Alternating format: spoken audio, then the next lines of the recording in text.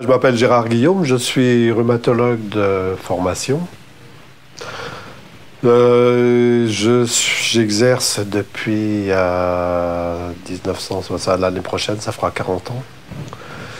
J'ai un exercice un petit peu particulier de la rhumatologie.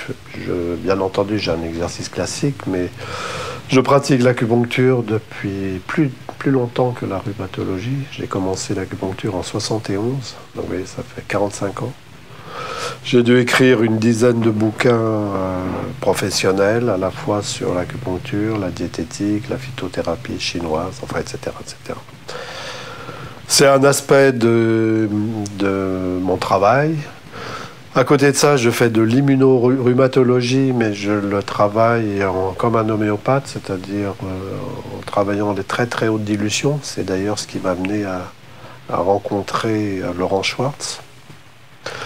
Et puis, je pratique la médecine manuelle, beaucoup de médecine du sport, de traumato du sport, parce que logiquement, vous seriez venu les années précédentes, vous ne m'auriez pas trouvé à cette époque de l'année, parce que j'étais sur le Tour de France. J'en ai fait 17, et c'est la première année que je ne vais pas sur le Tour de France cette année. Et j'ai fait autant, entre les Tours d'Italie, Tours d'Espagne et tout, j'en ai fait autant. Donc voilà. Donc j'ai une palette assez large. Et en essayant de privilégier des techniques de médecine, enfin, je veux dire qu'à efficacité thérapeutique équivalente, je préfère privilégier des moyens les plus naturels possibles, sans avoir d'esprit de chapelle, ni pour ni contre. Je suis pour ce qui marche bien, ce qui est efficace et ce qui rend service, et inversement.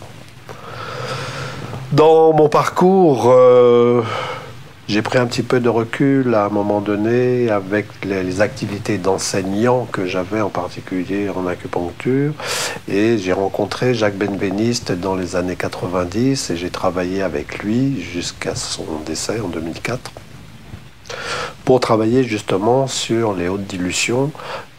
Il avait mis son animalerie à ma disposition à cette époque-là, et je travaillais sur des lapins. Les pauvres lapins, je m'en veux beaucoup, auxquels on créait des arthrites carragénines, et puis j'essayais de voir si je pouvais prévenir l'apparition de l'arthrite ou la traiter quand elle était là, à ma façon, avec des anti-IgG en très très haute dilution. Malheureusement, vous savez ce qui est arrivé. On a fermé l'animalerie, on a limité le fonctionnement du labo, et tout ça a conduit vraisemblablement à la mort prématurée de Jacques Benveniste en 2004. Ça m'a beaucoup traumatisé, et là j'avais pris un petit peu de recul avec tout ça. Et puis, comme j'étais engagé dans le sport beaucoup, je travaillais, j'étais médecin de l'équipe de France de cyclisme pendant longtemps, en plus de sur-piste essentiellement, et j'ai travaillé avec la Française des Jeux depuis 99 jusqu'à cette année. Donc j'étais pris beaucoup. Et à l'occasion d'un séminaire, j'ai croisé Luc Montagnier, et qui avait gardé comme l'assistante de Jacques Benveniste, qui s'appelle Jamal Aïssa. Puis il m'a dit, bon, il faudrait que tu reviennes travailler avec nous, et donc c'est comme ça qu'on a fondé, je fais partie des membres fondateurs de l'association qui s'appelle Chronimed, qui regroupe bonne quinzaine de médecins d'horizons un petit peu divers, tant géographiques que de qualité d'exercice. Il y a des spécialistes, des généralistes, des spécialités diverses. Et on s'est réunis autour de Luc Montagnier pour travailler sur des maladies chroniques, et en essayant de déterminer quel était le rôle des infections latentes, froides, dans le déclenchement, l'entretien ou l'aggravation des maladies chroniques. Je suis devenu président de ce groupe Chronimed depuis 2 ans. Et c'est comme ça que à chaque fois, donc on se réunit à peu près une fois par mois à l'UNESCO, et autour de Montagnier, moi je préside, mais c'est lui quand même le leader, bien entendu, de ce groupe de recherche. Et un des problèmes auxquels on se confronte, c'est qu'on est en train de valider, d'ailleurs par les travaux que l'on fait, cette notion de participation du rôle des infections latentes, des infections froides dans les maladies chroniques. Et qui dit infection, dit thérapeutique par antibiotique. Donc on se trouve avec des médecins comme moi qui sont issus d'une façon de travailler pour qui les antibiotiques c'était plutôt pas trop notre tasse de thé, tout d'un coup à être amené à prescrire des antibiotiques, et avec succès d'ailleurs. Mais dans le contexte actuel, qui est, je ne vais pas revenir tout là-dessus, les antibiotiques c'est pas automatique, donc avec tout ce qui va avec de se heurter, notamment les caisses d'assurance maladie qui comprennent pas trop notre façon de travailler, mais bon. Donc, face à cette problématique d'essayer d'éviter d'utiliser des antibiotiques, on essaye d'élargir et de trouver des alternatives thérapeutiques, et en particulier au niveau de traitement par des fréquences, par des ondes magnétiques, par des choses comme ça. Et donc on est à l'UNESCO, nous sommes à l'UNESCO depuis maintenant 2009, ouais. Et on a rencontré Laurent Schwartz en mois de novembre 2015, donc c'est pas vieux. Ça fait un peu plus de 6 mois, maintenant 8 mois qu'on va travailler ensemble. Et son groupe et notre groupe se sont rapprochés en disant finalement on a une communauté de pensée, de travailler, de recherche, et ce serait bien qu'on s'associe, c'est un gros terme au départ, mais bon, qu'on collabore pour essayer de voir si ce qu'on avait à faire en commun, et si on avait quelque chose à faire en commun, parce que c'est pas toujours évident. Et puis il se trouve qu'effectivement, on a quelque chose en commun. Lui, il apporte toute son équipe avec ses mathématiciens, ses physiciens, et ça, pour nous, c'est une chance extraordinaire.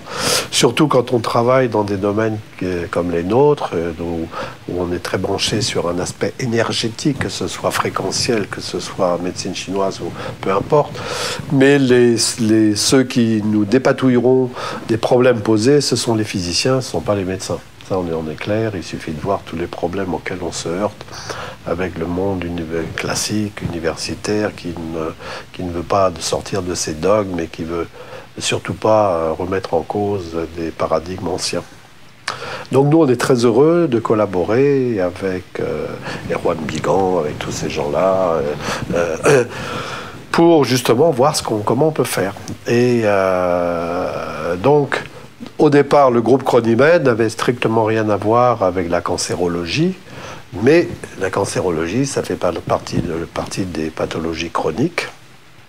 Donc à partir de là, il y avait effectivement un moyen, et puis vraisemblablement des facteurs infectieux qui pouvaient intervenir à un niveau ou à un autre dans la physiopathologie de ce type de maladie. Donc voilà. Donc on a commencé à échanger, et puis mis l'idée même de créer, parce que le gros problème dans tout, c'est qu'on est des groupes indépendants, on fonctionne sur nos propres deniers, on est aidé par personne, donc c'est et surtout pas par l'État, surtout pas par aucun organisme quel qu'il soit, et pourtant il y a de l'argent qui se promène à ce niveau-là. Donc on a imaginé créer une fondation, et une fondation qui relierait les deux groupes. On est un petit peu encore dans l'étude, dans l'avancée de ce genre de désir. Pour l'instant, c'est pas concrétisé. Montagnier a sa propre fondation, qui est la fondation Luc Montagnier, qu'il a créée après l'obtention de son prix Nobel. Et voilà, donc on s'est retrouvés comme ça, hein. C'est un mariage qui se fait plus que de raison,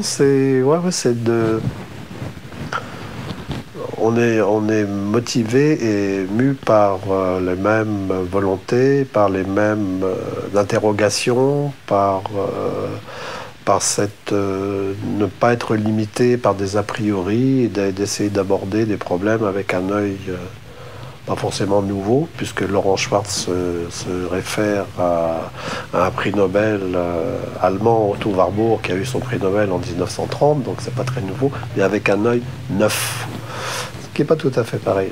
C'est pas tout à fait pareil. Et de regarder ça. Donc voilà, donc on sait... Moi, là-dedans, je suis rhumatologue, donc le groupe de Chronimed, le groupe qui est organisé, que je préside aujourd'hui, qui est organisé autour de Luc Montagnier, a beaucoup travaillé sur l'autisme et donc on a fait des travaux intéressants là-dessus. Moi, ça ne me concerne pas vraiment parce que c'est pas mon recrutement. En revanche, on a fait toute une recherche, développé toute une recherche sur la polyarthrite rhumatoïde et on a mis en évidence, effectivement, confirmé ce qui se dit depuis très longtemps là-dessus. On n'est pas novateur, mais on a des approches thérapeutiques qui s'éloignent tout à fait des thérapies classiques, qui sont extrêmement onéreuses, peut-être pas autant qu'en cancérologie, mais pas loin. Donc ça aussi, c'est un point qui nous rapproche avec Laurent Schwartz, qui est aussi un petit peu effaré par l'espèce de dérive actuelle des coûts, des prises en charge thérapeutiques des maladies. Donc voilà. Donc avec Montagnier et le groupe de Chronimed, on a aussi un travail sur la polyarthrite rhumatoïde. Et dans laquelle on démontre d'une façon évidente qu'il y a une participation d'origine infectieuse, virale ou bactérienne dans le déclenchement de la maladie, dans son entretien, et qu'il faudrait peut-être en tenir compte et pas se rester uniquement centré sur les biothérapies. Donc voilà, donc tout ça, ça fait partie des axes un petit peu. Et à partir de là, avec Laurent Schwartz, bien entendu, on l'a entendu, découvert à travers nos réunions, nous expliquer son approche de la cancérologie, en changeant complètement le regard qu'on pouvait avoir sur cette pathologie, en revenant justement sur des travaux qui ont maintenant plus de 80 ans, donc c'est quand même... donc, personnellement, c'est pas mon recrutement, je suis rhumatologue, mais il se trouve que j'ai aussi des gens âgés, donc malheureusement, il y a des gens qui sont gâtés, ils ne se contentent pas d'avoir une maladie, ils en ont plusieurs, et des cancers, des choses comme ça. Donc ça m'a permis de discuter avec eux, de les orienter, pas de les réorienter, parce qu'il ne s'agit pas de perturber les patients non plus, en leur rentrant dedans, en leur disant que ce qu'ils font, c'est n'importe quoi. Non. Au contraire, si on veut avancer, il faut essayer d'être un petit peu diplomate et faire en sorte que les choses se passent bien. C'est pas toujours évident. Pas toujours évident d'avoir une écoute à la fois du patient d'ailleurs, parce que quand on le prend à contre-pied, s'il s'y attend pas, c'est pas forcément non plus une bonne chose. S'il est demandeur, c'est autre chose, là il y a une démarche. Donc tout ça, il faut faire extrêmement attention. Et puis quand avec les collègues, c'est pas évident du tout. Alors, voilà, donc on en est là. Donc je m'intéresse bien entendu à cette approche de la maladie cancéreuse comme une maladie métabolique avec tous les troubles liés à l'utilisation du glucose par les cellules et tout ça. Ce qui en plus me sensibilise depuis longtemps, parce que pour moi, il y a une parenté avec les maladies rhumatismales qui sont des maladies dégénératives mais pas cancéreuses, qui n'ont pas bien entendu le même pronostic et les mêmes inconvénients, mais qui, tout au moins pour les pathologies dégénératives arthrosiques, font intervenir aussi d'une façon négative le métabolisme du sucre. Et que dans l'arthrose, il y a plusieurs types d'arthrose, mais il y a un type d'arthrose qui est un des plus fréquents, qui est lié à la surconsommation de sucre, qui génère ce qu'on appelle un stress glyquant et qui va faire que les protéines des cartilages vont être caramélisées. Et cette caramélisation, ça génère un vieillissement précoce.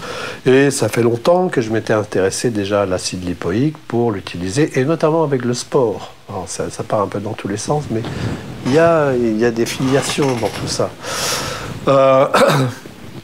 L'acide lipoïque que préconise Laurent Schwartz, ce sont les soviétiques, parce que ça remonte aux soviétiques qui ont découvert ça. À l'époque, ça s'appelait l'acide thioctique, et c'était utilisé essentiellement dans le sport parce que justement, ça permettait de métaboliser le sucre et c'était utilisé chez les sportifs. Et les soviétiques ont préparé tous leurs Jeux olympiques en donnant de l'acide thioctique aux athlètes, sans que ce soit, c'est pas du tout un dopant, mais ça leur permettait de mieux métaboliser le sucre et de stimuler la synthèse de nouvelles mitochondries, etc. Donc tout ça, quand j'ai entendu Laurent Schwartz parler de ça, ça m'a surpris, oui, par le chemin par lequel il était arrivé et là où il allait, mais ça ne m'a pas surpris d'entendre parler de ce type de produit parce que je le connaissais, je l'utilisais avec les sportifs parce que ça pouvait avoir un intérêt et avec mes patients, sauf que j'étais peut-être un petit peu timoré dans les posologies que je proposais et depuis que je fréquente, depuis qu'on collabore, qu'on échange beaucoup avec Laurent, j'ai augmenté les doses et puis j'ai adapté ça je ne fais pas son protocole de cancérologie, je pense que ça s'adresse à la cancérologie, mais j'adapte, oui, bien sûr, ça fait partie des choses. Voilà, donc c'est tout un... Maintenant, je suis prêt à répondre à des questions parce que je ne sais pas où vous voulez.